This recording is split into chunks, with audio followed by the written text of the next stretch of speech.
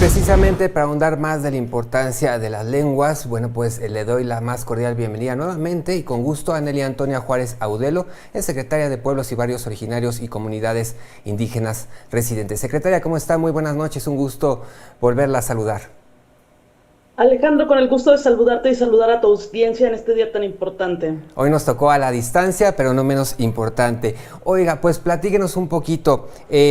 Conversábamos en la redacción y también con algunos padres de familia de pues la importancia de brindar las clases de náhuatl en las escuelas secundarias. Pero en esta importancia justamente se da por la preservación cultural de la lengua o también por utilidad. Cuéntenos, por favor.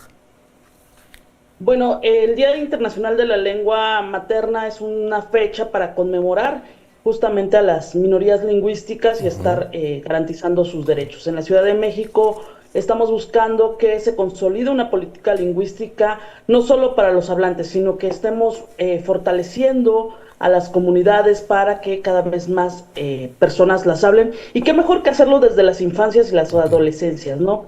Por ello, la jefa de gobierno, desde sus primeros días de gobierno, nos estuvo pidiendo que hiciéramos acciones para estar fomentando la enseñanza de la lengua, y bueno, ya estamos con esta primera clase muestra sobre la enseñanza de la lengua náhuatl, que es la lengua originaria de acá del Valle de México.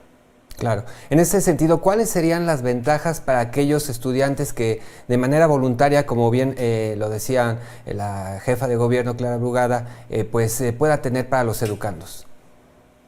Bueno, en primer lugar es el acceso a la lengua, a conocer el trasfondo de la lengua que nos rodea, ¿no? Si hablamos, incluso estábamos en Xochimilco, ¿no? La cementera de flores, Mixcoac, la serpiente de nube, ¿no? Casi toda nuestra vida cotidiana está llena de nahuatlismos, ¿no? En comida, en lugares, en fin. Esta es una de las ventajas culturales. Segundo, estamos en un mundo que cada vez tenemos que convivir más en interculturalidad, y qué mejor que hacerlo desde las lenguas indígenas. Y en una tercera, bueno, una lengua indígena es también una lengua oficial según la ley de lenguas indígenas, y tiene la validez igual que cualquier otra lengua, cualquier otro idioma. Sin duda, creo que hay que, como mencionaba en la entrevista a la maestra Carolina, hay que dejar de estigmatizar a las lenguas indígenas y darles el valor que tienen, porque bueno, en nuestra vida, y sobre todo el náhuatl,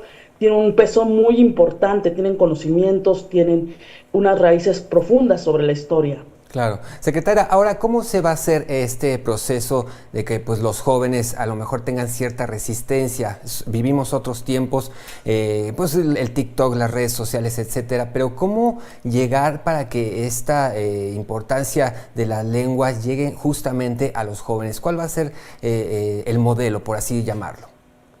Bueno, vamos a atender a infancias y a adolescencias, y uno de los primeros puntos que estamos viendo es saber dónde hay alumnos que hablan una lengua indígena. En este caso, pues fue en la escuela secundaria Francisco Goitia. Encontramos a dos menores hablantes de la lengua náhuatl, de la variante de nororiental. Entonces, pues es un ambiente propicio para estar haciendo la integración y estar trabajando en un ambiente intercultural.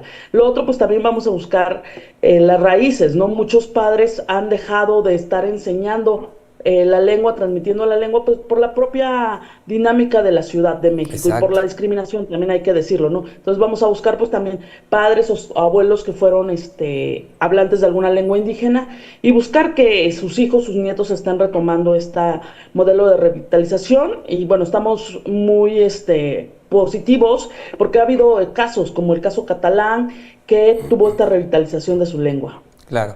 En este caso también se va a tener acercamiento con los padres de familia, como bien lo comenta, pues hay situaciones que justo por llegar a la ciudad se convierten en bilingües, pero hay veces que se va perdiendo, se convierten ya en monolingües, pero de español nada más. Entonces también en este sentido se va a platicar con los padres para que también impulsen a sus hijos y no exista esta resistencia.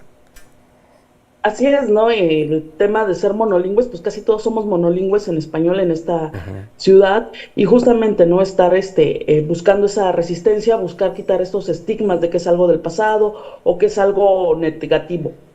buscar pues también señalar la riqueza cultural que tenemos en México con las lenguas indígenas y pues estaremos hablando con los padres, con las comunidades estudiantiles para, bueno, estar permeando este programa.